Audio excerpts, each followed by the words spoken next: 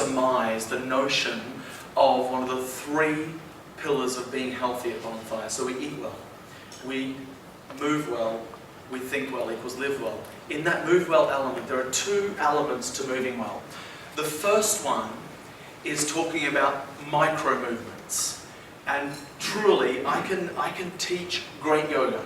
I can take your body right now, hug it into me, take you through a process of how to be healthy. But if fundamentally the underlying spinal function isn't great, so in other words, if your spine is subluxated, then essentially external movement to that can actually create harm.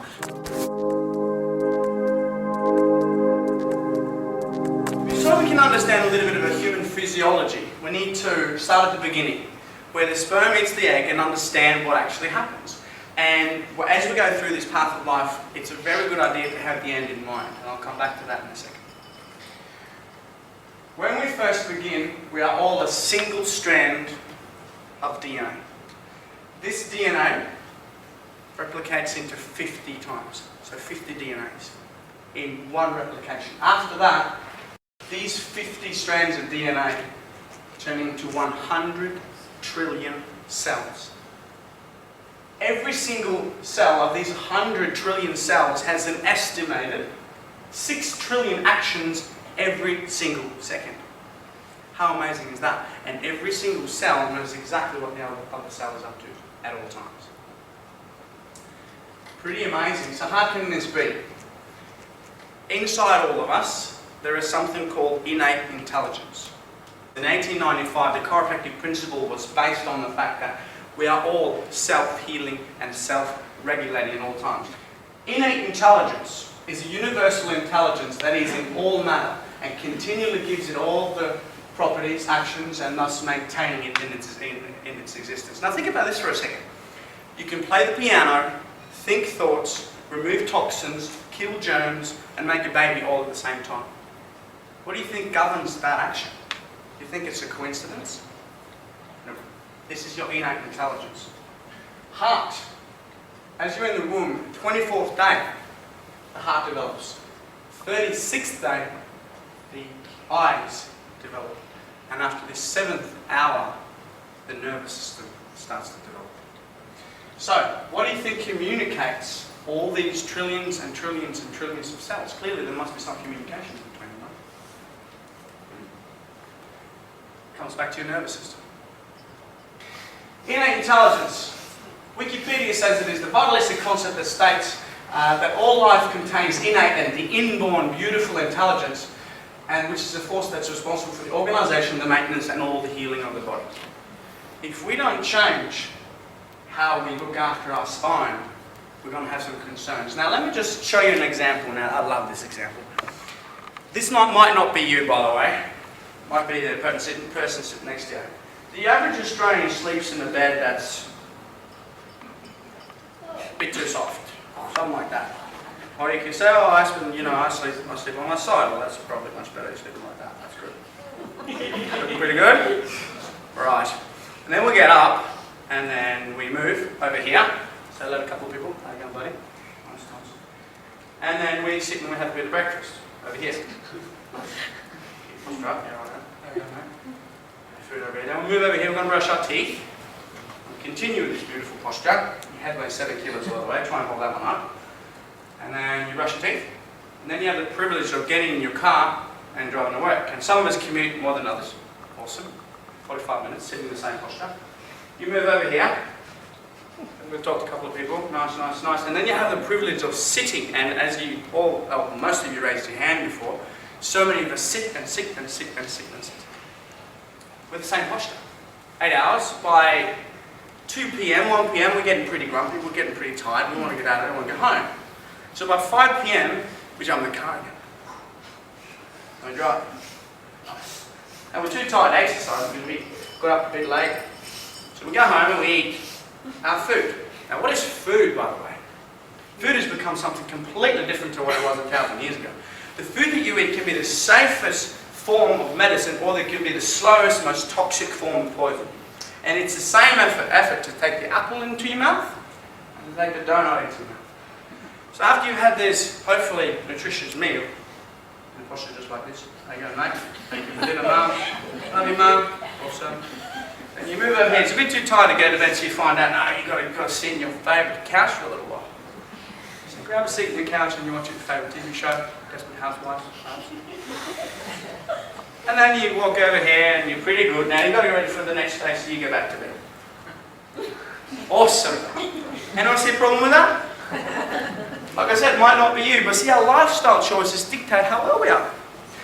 So if we understand the effect our lifestyle choices has on our body, and some of you might ask, well, how does the subluxation come about? Maybe that answers just a few of your questions.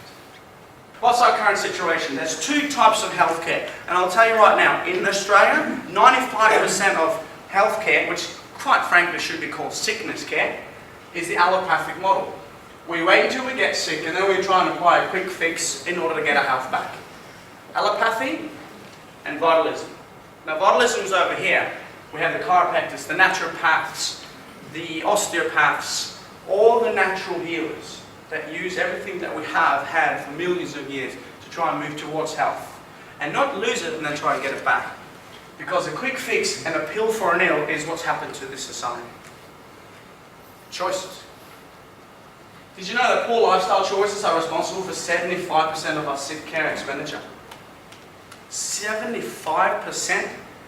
20% is a result of the drugs that we take when we get sick. And the remaining 5%, at the most, is what we can blame on genetics. The more money and medicine we throw at the problem, the sicker we get. Think about the cancer industry. How much money hasn't been thrown in that direction for years? The effect of the cancer treatment is the same when we invented the word cancer as it is now. You see, if you're heading in the wrong direction all the time, you're never going to get there. So what is chiropractic? Alright, this is my favourite part. I want to talk to you about widening the gap. Widening the gap. Okay, so the research shows that even if we are responsible for our health and take the decisions and the choices that we need in order to move towards health, most of us at some stage are going to face some sort of healthcare crises. Be it cancer, be it cardiovascular disease, be it trauma. Okay? Widening the gap means that who has taken the choices in the right direction so that when you need to run that marathon, when you push towards the limit and you need to run that marathon, how equipped are you? How equipped are you then? Are you ready? Are you fit? Are you mentally stable? Are you prepared? Or have you just got out of the chair and you've eaten a poisonous meal and you're lethargic? You see, the choices that we take dictate how well we are, and we can be vibrant and alive and full of energy at all times. That's what we're meant to be, at all times. And widening that gap is what we do. So we all know some things that are making us less healthy and some things are making us more healthy. So let's make the choices right now. It's very simple. Now, chiropractic is a journey. The longer and the higher you climb, the healthier you become. It is that simple. Chiropractic is the belief that your body heals and regulates by itself if you put it in the right environment. Fail to plan and plan to fail. Like Dr. Aaron always says, Sunday is the day that you plan your next week. Plan your next week. Plan your exercise. Plan your diet. Make sure you bring your food to work. Alright, chiropractic, we know what it is. It's a belief system. What about Bonfire? Wow. Pretty awesome. So Bonfire is, and I love this sentence, the first place in the entire world with the modalities of chiropractic, hot yoga, nutrition, massage, has all come together to serve the purpose of leading us in the right direction. So, again, any questions that you have at any time, come on, rock up, do a hot yoga class. Yes, you are outside your comfort zone, but that's the only time you grow. Yes, you sweat, but we need to because we did have some toxins the other day. And yes, we will look after your neck and your lower back and your middle back because the average age for spinal surgery is 37. That's not us. We take the steps in the necessary and the right direction to be able to be these two guys that we just saw and enjoy the beautiful, beautiful life that we are put on this earth to have. And it's as simple as that. No drugs, no surgery, just choices, lifestyle changes.